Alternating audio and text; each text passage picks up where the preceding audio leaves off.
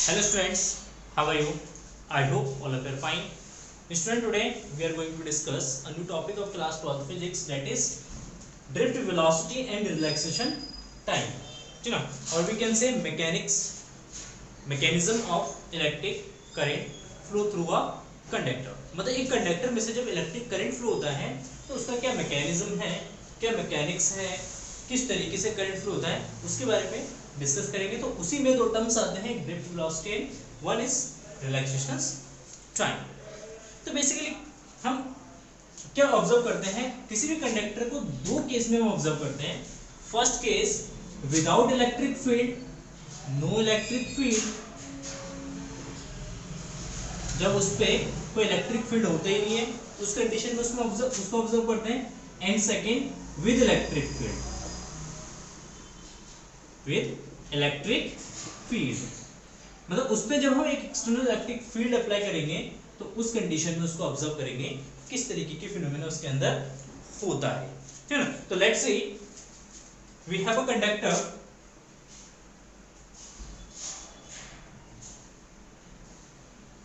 ये कंडक्टर है,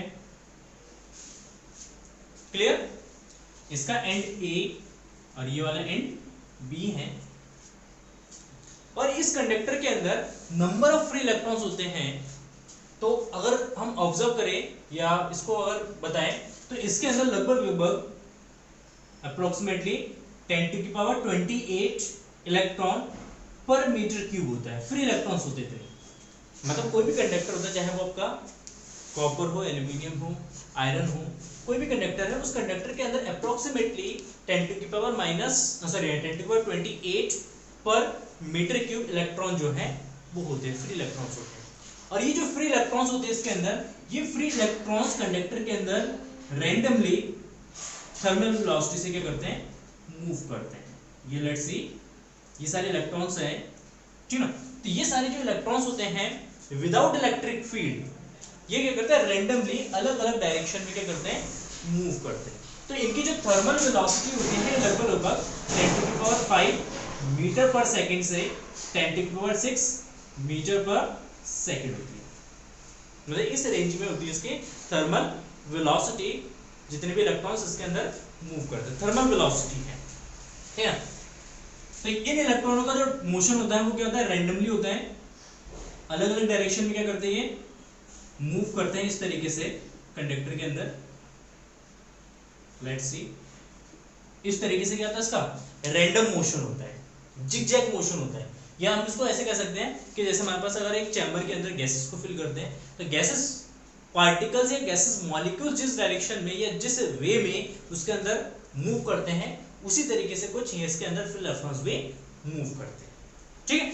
जैसे ये इलेक्ट्रॉन मूव करते हैं तो इनके किसी भी एक पर्टिकुलर इलेक्ट्रॉन की एवरेज वेलोसिटी है या किसी एक क्रॉस सेक्शन एरिया से, लेट्स सपोज अगर इसके अंदर एक क्रॉस सेक्शन एरिया है तो इस क्रॉस सेक्शन एरिया से एट ए टाइम जितने इलेक्ट्रॉन्स इसको पास करता है LHS टू RHS से मूव करता है।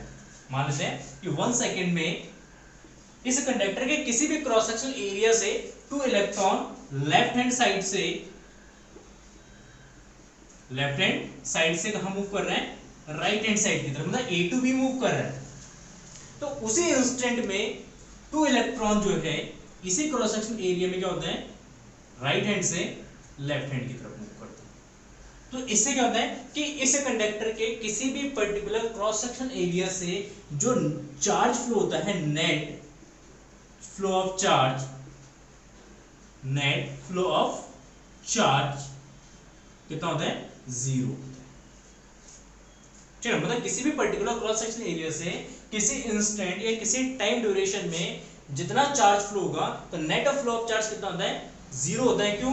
क्योंकि 2 इलेक्ट्रॉन्स इस डायरेक्शन में मूव करें, 2 पॉजिटिव 2 नेगेटिव चार्ज इस डायरेक्शन में, 2 नेगेटिव चार्ज राइट हैंड से लेफ्ट हैंड की तरफ, तो ये एक दूसरे को क्या करेंगे, कैंसिल आउट करेंगे। लेट्स सपोज अगर ये एक करंट जनरेट करता है इस डायरेक्शन में I1, ये दोनों इलेक्ट्रॉन मिलकर इस डायरेक्शन में करंट जनरेट करेगा I2, ये दोनों अपोजिट में होंगे तो क्या करेंगे, एक दूसरे को कैंसिल आउट कर देंगे। तो इट मींस किसी एक क्रॉस सेक्शन एरिया से जो नेट चार्ज फ्लो होता है उसका मैग्नीट्यूड कितना होता है, 0 होता है। और इसी के कारण इसमें जो करंट फ्लो होता है वो कितना होता है, 0 होता है। तो हम ये ऑब्जर्व कर सकते हैं यहाँ पे कि किसी कंडक्टर के अंदर इलेक्ट्रॉन तो मूव करते हैं, वो रैंडमली मूव करते हैं, वो इनफाइनाइट टाइम तक मूव करते हैं, कंटिन्यूअसली मूव करते हैं, लेकिन वो करंट जनरेट नहीं करते हैं। रीजन यही है कि विदाउट इलेक्ट्रिक फील्ड इलेक्ट्रॉन का जो मोशन होता है वो किस तरीके का होता है, वो रैंडम मूव करते हैं, वो रैंडमली मूव करते हैं। इसलिए किसी एक पर्टिकुलर क्रॉस सेक्शन एरिया से किसी पर्टिकुलर टाइम पे जो नेट चार्ज फ्लो होगा वो कितना होता है, जीरो होता है, और उसी के कारण करंट कितना हो जाएगा, जीरो फ्लो होता है। ठीक है, तो लेट सपोज एक इलेक्ट्रॉन्स का अगर रैंडम मोशन देखते हैं, यहाँ पे एक इलेक्ट्रॉन से एक पोजीशन पे, ठीक है, और कुछ इस तरीके से जिगजैग पाथ पे क्या करता है, मूव करता है। बता दो बात भाई। दूसरी चीज, जब ये इलेक्ट्रॉन रैंडमली मूव करते हैं तो ये एक दूसरे के साथ क्या करते हैं, कोलिजन करते हैं। ये कंटिन्यूअसली एक दूसरे को क्या करते हैं, कोलाइड करते हैं, एक दूसरे से टक्कर होती रहती है। इलेक्ट्रॉन से इलेक्ट्रॉन्स के बीच में कोलिजन होता है, इलेक्ट्रॉन एंड न्यूक्लियस के बीच में, ठीक है, इलेक्ट्रॉन और एटम्स के बीच में क्या होते हैं, कोलिजन्स होते हैं। तो ये रैंडमली क्या होता है, कोलाइड करते रहते हैं, उस कोलिजन से इन इलेक्ट्रॉनों का रैंडमली डायरेक्शन क्या होता है, चेंज होता है। तो लेट सपोज ये पोजीशन पे एक इलेक्ट्रॉन है और ये इलेक्ट्रॉन इस डायरेक्शन में गया कुछ स्पीड से, और यहाँ पे जाके वो किसी दूसरे इलेक्ट्रॉन्स के साथ कोलाइड किया, फिर इसके बाद यहाँ से इन्होंने डायरेक्शन चेंज किया और इस पोजीशन में आ गया यहाँ पे, ठीक, इस डायरेक्शन में मूव कर गया, फिर यहाँ पे इस पॉइंट पे इसका कोलिजन हुआ, तो इस कोलिजन के बाद इसका डायरेक्शन चेंज हुआ, लेट्स से इस डायरेक्शन में हुआ, डायरेक्शन चेंज हुआ, लेट्स सपोज इस डायरेक्शन में ये चेंज हो गया, ठीक है। इसके बाद इस पॉइंट पे जाके इसका अगेन कोलिजन हुआ, जैसे यहाँ पे कोलिजन होगा इलेक्ट्रॉन किसी दूसरे इलेक्ट्रॉन के साथ या किसी दूसरे एटम के साथ जाके वो कोलाइड करेगा, तो यहाँ से उसका डायरेक्शन क्या होगा, अगेन चेंज होगा। तो let's suppose after some time electron reach at point B, ठीक है। तो इस तरीके का एक रैंडम मोशन जो है इलेक्ट्रॉन का क्या होता है इस किसी कंडक्टर के अंदर। क्लियर, ये कंडीशन है विदाउट इलेक्ट्रिक फील्ड। अब होता क्या है कि जैसे इस कंडक्टर के क्रॉस अगर हम एक इलेक्ट्रिक फील्ड सेटअप करते हैं, लेट्स सपोज इस वाले एंड को पॉजिटिव कर देते हैं, इस वाले एंड को नेगेटिव करते हैं एक बैटरी की हेल्प से, तो पॉजिटिव टू नेगेटिव इसके अंदर क्या होता है, एक इलेक्ट्रिक फील्ड क्रिएट, कितना, लेट्स से E, चलो ये इलेक्ट्रिक फील्ड यहाँ पे क्रिएट हुआ ए एंड से बी एंड की तरफ। इलेक्ट्रॉन पे किस तरीके का चार्ज होता है, नेगेटिव चार्ज होता है। जब इलेक्ट्रॉन पे नेगेटिव चार्ज है E, तो इस इलेक्ट्रिक फील्ड के कारण जो इलेक्ट्रॉन्स होंगे वो क्या करते हैं, एक फोर्स को एक्सपीरियंस करता है। तो यहाँ पे फोर्स एक्ट होता है, force F is equal to minus e, minus sign indicate करेगा कि फोर्स का जो डायरेक्शन होता है वो इलेक्ट्रिक फील्ड के अपोजिट होगा। क्लियर। अब जैसे ही इन सारे इलेक्ट्रॉन पे इलेक्ट्रिक फील्ड एक फोर्स अप्लाई करता है, तो उस फोर्स की वजह से ये जो इलेक्ट्रॉन है ये इलेक्ट्रिक फील्ड के डायरेक्शन में क्या करते हैं, मूव करने की कोशिश करता है। क्या करता है, मूव करने की कोशिश करता है। और इस फोर्स की वजह से इन इलेक्ट्रॉन का जो वेलोसिटी है वो क्या होता है, एक्सेलरेट होता है। According to Newton second law force act कर रहे हैं, तो फोर्स इज इक्वल टू क्या होगा, ma, then a is equal to f by m, तो f e by m, इसमें एक्सेलरेशन होगा। इसका मतलब क्या है कि जितने भी इलेक्ट्रॉन है ये सारे इलेक्ट्रॉन्स क्या होंगे, एक्सेलरेट होंगे। किस फोर्स की वजह से, इस फोर्स की वजह से। जब ये एक्सेलरेट होंगे तो इसकी वेलोसिटी क्या होगी, इंक्रीज होगी। लेकिन देखा यहाँ पे ये गया है कि जैसे ही दो कोलिजन्स के पास में, जैसे लेट्स सपोज ये पोजीशन है, इसके बाद इलेक्ट्रॉन यहाँ पे जाके कोलाइड हुआ, तो इस ड्यूरेशन में A2 C D E, इसको नेम दे देते हैं। जैसे A2 C अगर वो मूव कर रहा है तो A2 C जब मूव करेगा तो उसमें एक्सेलरेशन होगा, उसकी वजह से वेलोसिटी क्या होती है, उसकी इंक्रीज होती है। तो इस ड्यूरेशन में इसकी वेलोसिटी इंक्रीज हुई। लेकिन यहाँ पे जैसे ही ये कोलाइड करेगा, कोलिजन होगा इस पॉइंट पे, सी पॉइंट पे किसी अदर इलेक्ट्रॉन के साथ या न्यूक्लियस के साथ या एटम के साथ, तो जाके जैसे कोलिजन होगा तो आफ्टर कोलिजन इसकी वेलोसिटी फिर से क्या होती है, रिड्यूस हो जाती है। मतलब इस इंस्टेंट के लिए, कुछ इंस्टेंट के लिए इसकी वेलोसिटी इंक्रीज हुई, आफ्टर कोलिजन वेलोसिटी फिर डिक्रीज होगी। जैसी वेलोसिटी डिक्रीज हुई फिर फोर्स अप्लाई होगा उस पर इलेक्ट्रिक फील्ड के कारण। जैसे फोर्स अप्लाई होगा तो इलेक्ट्रिक फील्ड के डायरेक्शन में उसका कंपोनेंट बनेगा वेलोसिटी का, जिसकी वजह से इस ड्यूरेशन में C to D अगेन इसकी वेलोसिटी इंक्रीज होगी। लेकिन डी पॉइंट पे आके फिर से वो कोलाइड कर रहे हैं, वो किसी इलेक्ट्रॉन के साथ कोलाइड कर रहे हैं या किसी न्यूक्लियस के साथ कोलाइड कर रहे हैं। तो आफ्टर कोलिजन, जैसे कोलिजन होगा वेलोसिटी क्या होगा, फिर से रिड्यूस होगा। Again velocity reduce, initial velocity पे आ जाएगा, वो इनिशियल स्टेज पे आ जाएगा और इनिशियली फिर अगेन एक फ्रेश थर्मल वेलोसिटी से वो डी से क्या करेगा, मूव करेगा, डी से ई की तरफ जाएगा एक फ्रेश वेलोसिटी से। लेकिन यहाँ पे फोर्स एक्टिव होगा तो इस डायरेक्शन में ये फोर्स एक्सपीरियंस करेगा। लेट सपोज यहाँ पे इलेक्ट्रिक फील्ड इस डायरेक्शन में है, इस डायरेक्शन में इलेक्ट्रिक फील्ड है यहाँ पे, तो यहाँ पे इलेक्ट्रिक फील्ड के अपोजिट डायरेक्शन में जैसे फोर्स एक्सपीरियंस करेगा ये, तो इसमें एक्सेलरेशन होगा। एक्सेलरेशन की वजह से जब डी टू ई मूव करेगा ये, अगेन इसकी वेलोसिटी इंक्रीज, लेकिन ई पे जाके वो क्या करेगा, कोलाइड करेगा, कोलिजन होगा, जिसकी वजह से इसकी वेलोसिटी फिर से डिक्रीज होगी।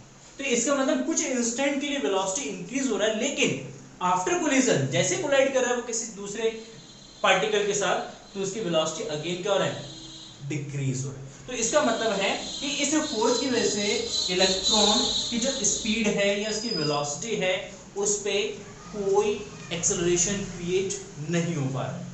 वो इलेक्ट्रॉन कभी भी एक्सेलरेट हो ही नहीं पा रहा है। जैसे एक्सेलरेट होता है तो कुछ ही इंस्टेंट में फिर से वो अपने नॉर्मल या अपने इनिशियल थर्मल वेलोसिटी पे आ जा रहा है। ठीक है, तो इस कंडीशन में होता क्या है इसमें कि इलेक्ट्रॉन जो है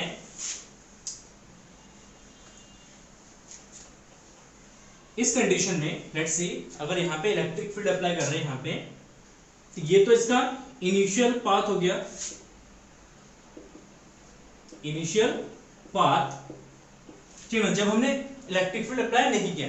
लेकिन जैसे हम एक इलेक्ट्रिक फील्ड अप्लाई करते हैं यहाँ पे, तो इलेक्ट्रिक फील्ड अप्लाई करने से इलेक्ट्रॉन का पाथ थोड़ा सा डिस्टर्ब होता है और कुछ इस तरीके का एक वो पाथ क्रिएट करता है।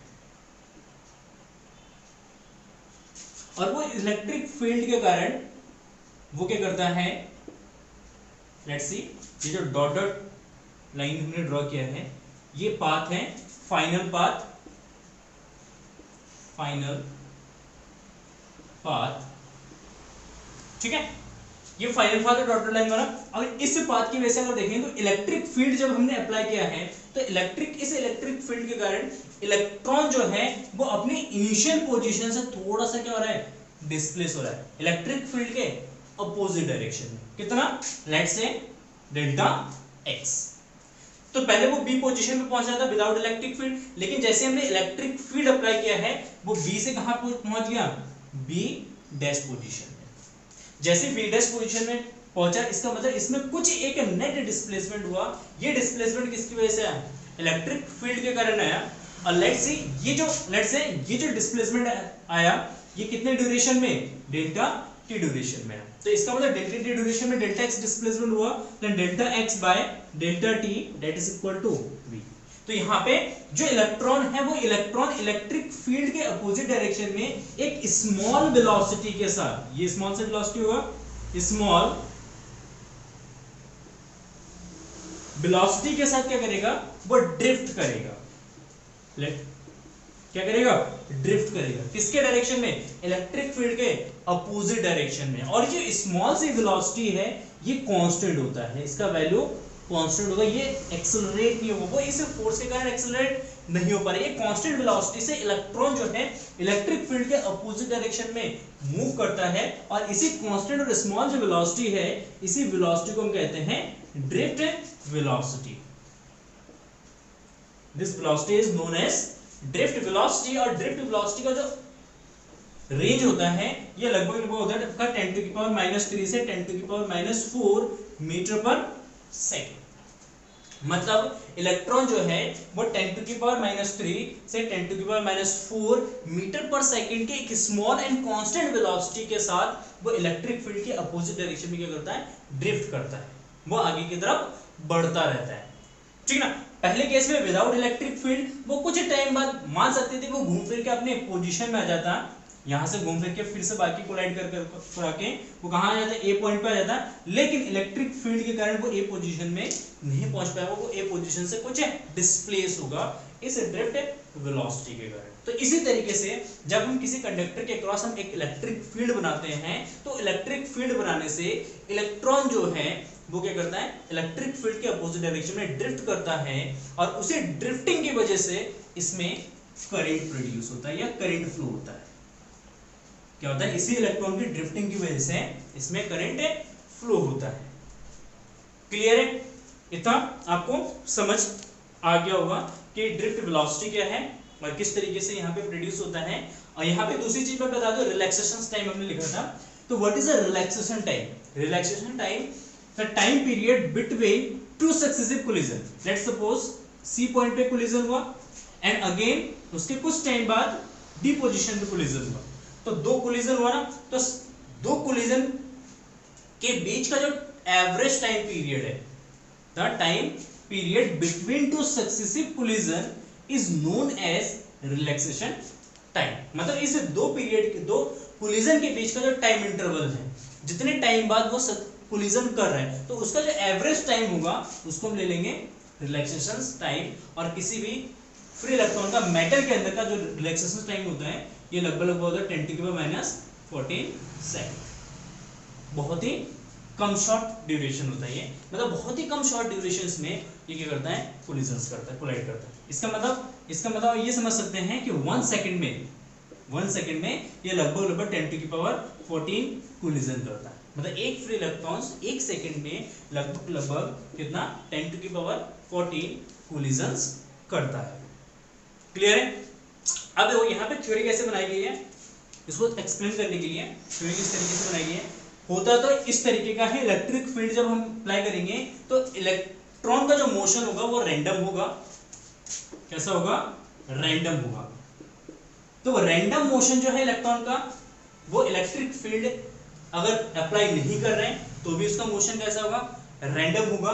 अगर इलेक्ट्रिक फील्ड अप्लाई कर रहे हैं तब भी उसका मोशन कैसा हुआ? रैंडम होगा। दोनों कंडीशन में मोशन कैसा है? रैंडम है। वो रैंडमली मूव करेगा, वो रैंडमली थर्मल वेलोसिटी से मूव करेगा। लेकिन दोनों में डिफरेंस एक आएगा कि इलेक्ट्रिक फील्ड के कारण वो ड्रिफ्ट करेगा, वो अपने पोजीशन से थोड़ा थोड़ा आगे की तरफ बढ़ता रहेगा, लेकिन विदाउट इलेक्ट्रिक फील्ड है ना, वो अपने पोजीशन से डिस्प्लेस नहीं हो पाएगा। मतलब इलेक्ट्रॉन मान ले ए पोजीशन से स्टार्ट कर रहा है मूव करना, वो बी पे गया, बी से सी पे गया, डी पे गया, फिर इस तरीके का आया, फिर यहाँ पे आया, फिर फाइनली अपने पोजीशन में ही पहुंच जाता है। वो इस तरीके से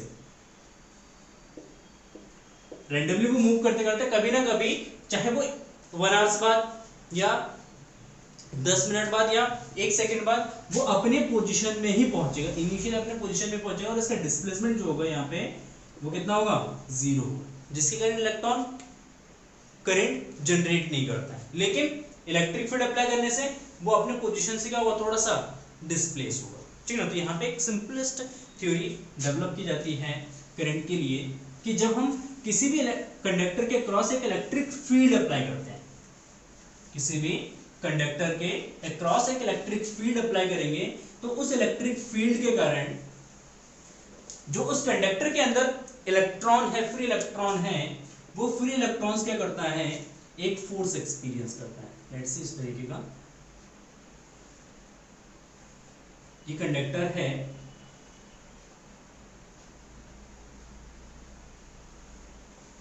इसके क्रॉस हमने क्या लगाया? बैटरी। ठीक, ये हमारा ए एन हो गया, ये B positive terminal, negative terminal, तो ये वाला एंड पॉजिटिव होगा, ये वाला एंड हमारा नेगेटिव होगा, जिसके कारण इसके क्रॉस ए टू बी एक इलेक्ट्रिक फील्ड बनेगा, ए टू बी एक इलेक्ट्रिक फील्ड बनेगा। ठीक है? क्लियर है? बहुत बढ़िया। अब इस इलेक्ट्रिक फील्ड के कारण इसके अंदर जितने भी फ्री इलेक्ट्रॉन्स हैं, लेट्स सी, ये जो फ्री इलेक्ट्रॉन्स होंगे, बहुत सारे फ्री इलेक्ट्रॉन्स होंगे, इसमें कुछ फ्री इलेक्ट्रॉन्स को यहाँ पे हम शो करते हैं।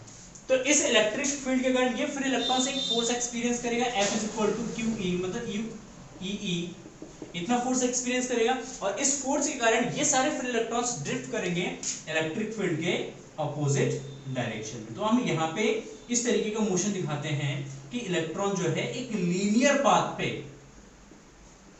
थ्योरी को सिंपल बनाने के लिए हम ये कहते हैं कि जब हम किसी कंडक्टर के क्रॉस एक इलेक्ट्रिक फील्ड अप्लाई करते हैं तो इस इलेक्ट्रिक फील्ड के कारण वो फोर्स एक्सपीरियंस करता है, और इस फोर्स के कारण जितने भी फ्री इलेक्ट्रॉन्स होते हैं ये सारे फ्री इलेक्ट्रॉन जो हैं वो इलेक्ट्रिक फील्ड के अपोजिट डायरेक्शन में लीनियर पाथ पे मूव करते हैं।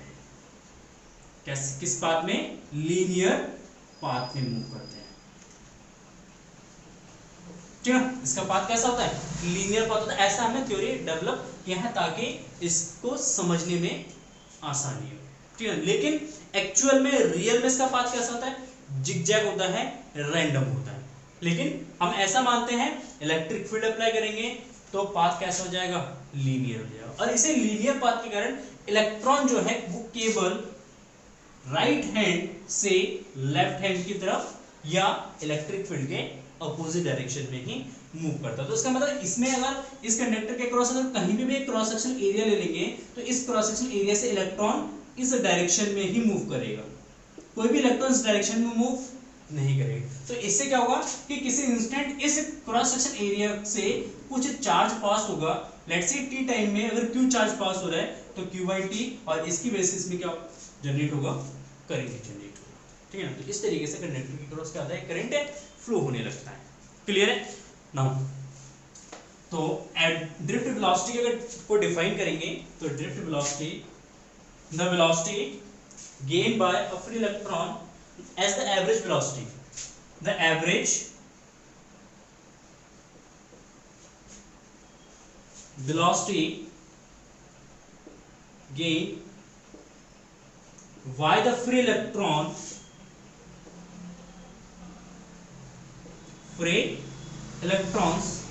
gained by the free electrons in the opposite direction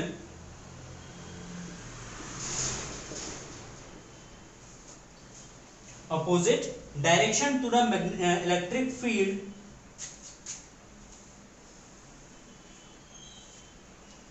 opposite direction to the electric field या external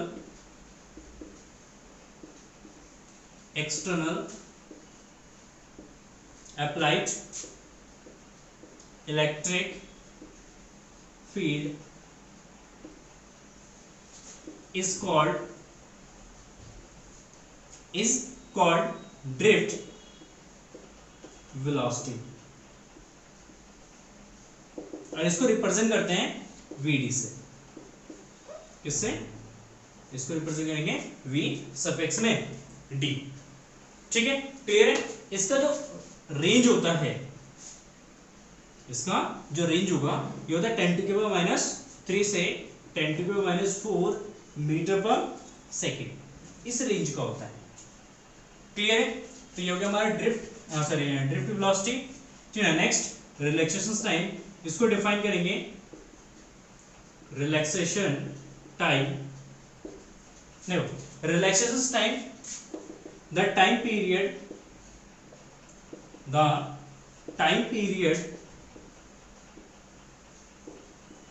between the two successive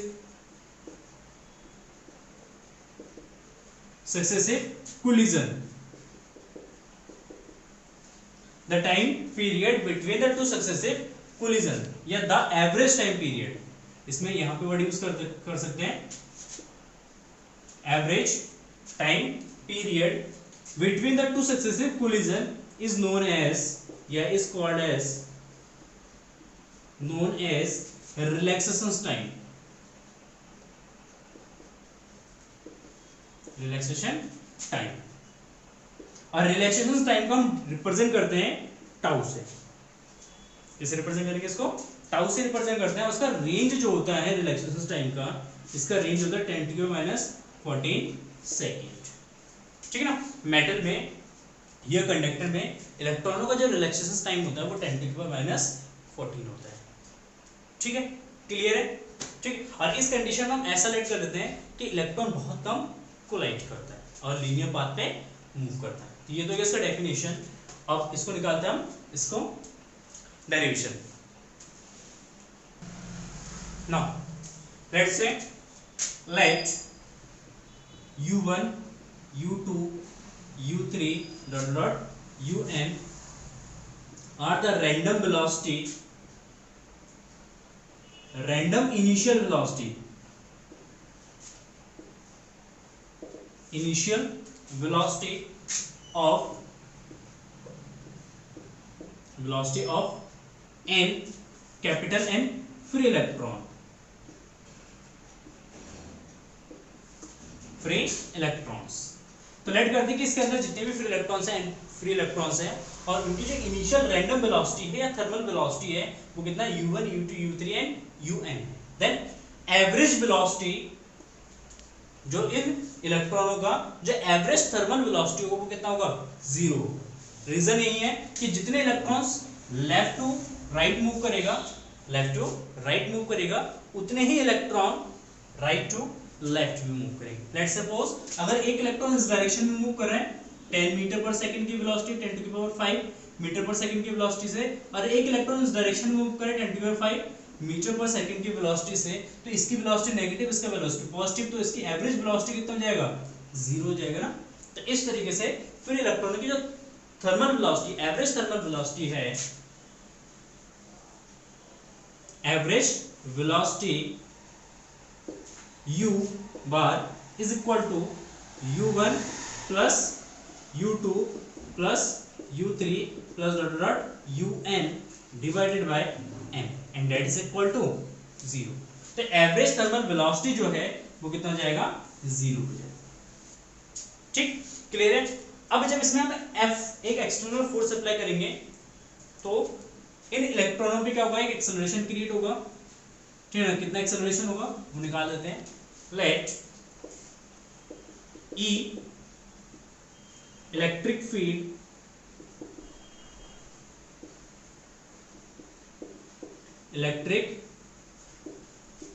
is applied across a conductor, then force on each electron, force on each electron कितना force लगेगा, F is equal to E in the opposite direction of electric field। Clear? Now according to Newton's second law, F is equal to ma, then E, here A is equal to E capital E by m, और where m is mass of electron, mass of electron, जो m है वो एक electron का क्या है, यहाँ पे मास है। ठीक, एंड इसी एक्सेलरेशन की वजह से इलेक्ट्रॉन की वेलोसिटी बढ़ेगी, एक्सेलरेट होगा। ठीक ना, तो लेट कर सकते हैं, let if an electron random, या इस तरीके से लेट कर लेते हैं, let if v1 v2 v3 dot dot vn are the random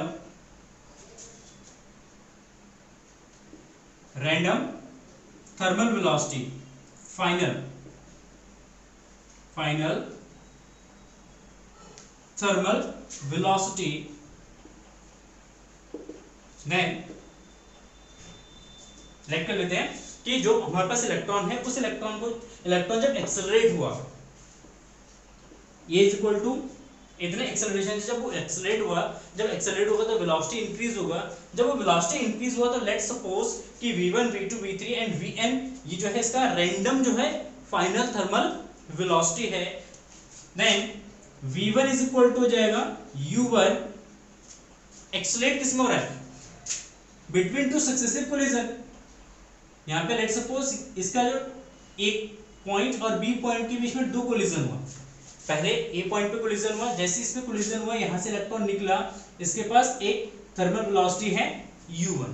ठीक ना, ए टू बी मूव किया उसने τ1 टाइम में, कितना τ1 टाइम में, इसमें ए एक्सेलरेशन है क्योंकि इलेक्ट्रिक फील्ड फोर्स अप्लाई करेगा, एक्सेलरेशन क्रिएट होगा, ये एक्सेलरेशन है τ1 टाइम तक वो एक्सेलरेट हुआ, तो फाइनली जब इसके साथ जाके ये कोलाइड करेगा यहाँ पे स्ट्राइक करेगा इसके साथ, तो इसके पास फाइनल वेलोसिटी होगी v1। Then v1 is equal to तो यहाँ पे v1 निकालेंगे, v is equal to u plus at से, from first equation of motion. v is equal to u plus at, t is the time between two successive collision, और इसको हम represent करते हैं किससे, टाउ 1 से, तो it means v1 is equal to u1 plus a tau 1। Similarly v2 is equal to u2 plus a tau 2। ठीक, चाहो तो इसमें एक वेक्टर लगा देना। ठीक, ऐसे ही v3 is equal to u3 plus a tau 3। ऐसे ही vn is equal to un plus a tau n, then average final thermal velocity. Now average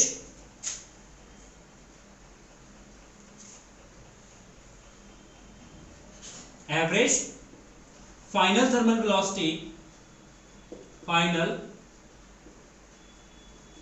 velocity that is equal to v average is equal to v1 plus v2 plus v3 plus vn divided by n। ठीक, average velocity निकालने के लिए क्या करेंगे, सबको add करेंगे and number of particles या number of free electrons से क्या करेंगे, उसको डिवाइड कर देंगे। इसका वैल्यू सब्स्टिट्यूट कर दो यहाँ पे, तो u1 plus a tau 1 plus u2 plus a tau 2 plus, यहां से इसको मिटा देते हैं, प्लस ये जगह u3 plus a tau 3 plus dot dot plus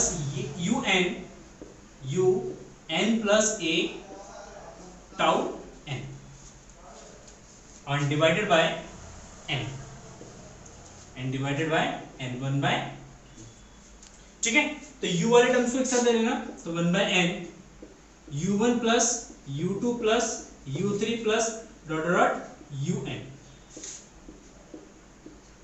ठीक है, और 1 बाय n का इधर भी मल्टीप्लाई करते हैं तो 1 बाय n, और यहां से a इस वाले टर्म्स में से ये एक टर्म्स ये और ये, इसमें से क्या कॉमन आ रहा है, a कॉमन आ रहा है, तो इसमें से a कॉमन ले लेते हैं, तो a by n and tau 1 plus tau 2 plus tau 3 plus dot dot plus tau n, ये हो जाएगा टाउ n। क्लियर? नो,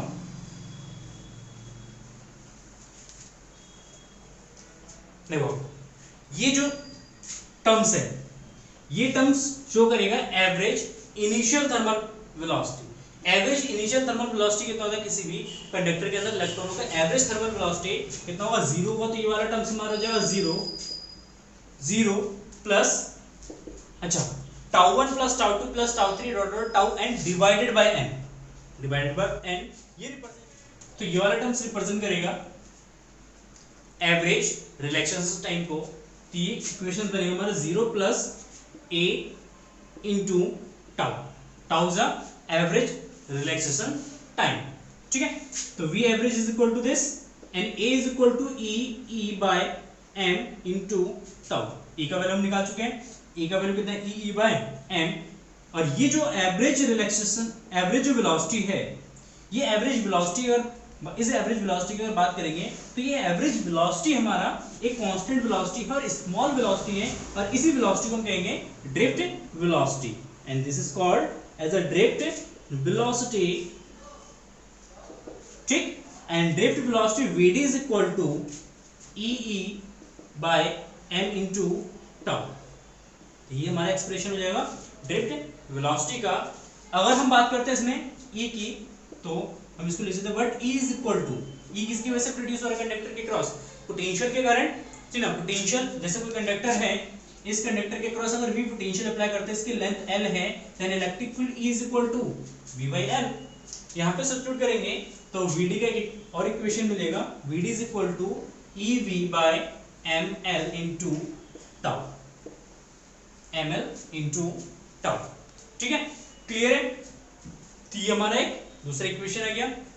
अच्छा, अब अगर हम वीडी की बात करते हैं, ड्रिफ्ट वेलोसिटी की, तो ड्रिफ्ट वेलोसिटी डिपेंड किस पे कर रहा है, देखना वीडी जो है E small E capital E by M into tau. E charge on electron, it is constant है ना, एम मास ऑफ इलेक्ट्रॉन, ये भी कांस्टेंट है। टाउ रिलैक्सेशन टाइम, इसका वैल्यू भी क्या होता है, लगभग कांस्टेंट होता है, दैट इज 10⁻⁻14 सेकंड। तो इसका मतलब वीडी जो है वो डिपेंड करेगा, it is proportional to E, it is proportional to E, मतलब जो ड्रिफ्ट वेलोसिटी है वो डिपेंड किस पे करेगा, वो इलेक्ट्रिक फील्ड पे डिपेंड करेगा। इट मींस अगर इलेक्ट्रिक फील्ड को इंक्रीज करेंगे तो ड्रिफ्ट वेलोसिटी इंक्रीज होगा, अगर हम इलेक्ट्रिक फील्ड को डिक्रीज करेंगे तो ड्रिफ्ट वेलोसिटी भी हमारा डिक्रीज होगा। ठीक है, इसका मतलब है कि अब ड्रिफ्ट वेलोसिटी अगर इंक्रीज करता है तो करंट इंक्रीज करेगा। तो नेक्स्ट लेक्चर्स में हम डिस्कस करेंगे कि ड्रिफ्ट वेलोसिटी एंड करंट में क्या रिलेशन, तो हम फाइंड रिलेशन एस्टैब्लिश करेंगे कि ड्रिफ्ट वेलोसिटी एंड करंट में रिलेशन। तो उसी रिलेशन से हमें ये देखने को मिलेगा कि ड्रिफ्ट वेलोसिटी को इंक्रीज करने से करंट भी इंक्रीज होगा। तो फाइनली अगर हम बात करें कि ड्रिफ्ट वेलोसिटी का इलेक्ट्रिसिटी में एक इंपॉर्टेंट रोल है। ठीक है, तो प्लीज इस लेक्चर को, इस टॉपिक को अच्छे तरीके से समझना। फिर भी कोई डाउट रह जाता है आपको, इसमें कोई क्वेश्चन है आपके मन में, तो आप कमेंट सेक्शन में या मेरे से पर्सनली पूछ सकते हैं। ठीक है, क्लियर है? तो इसको एक बार पढ़िए, समझिए और इसके नोट्स बनाइए। ठीक है, thank you for watching this video and have a nice day, bye bye.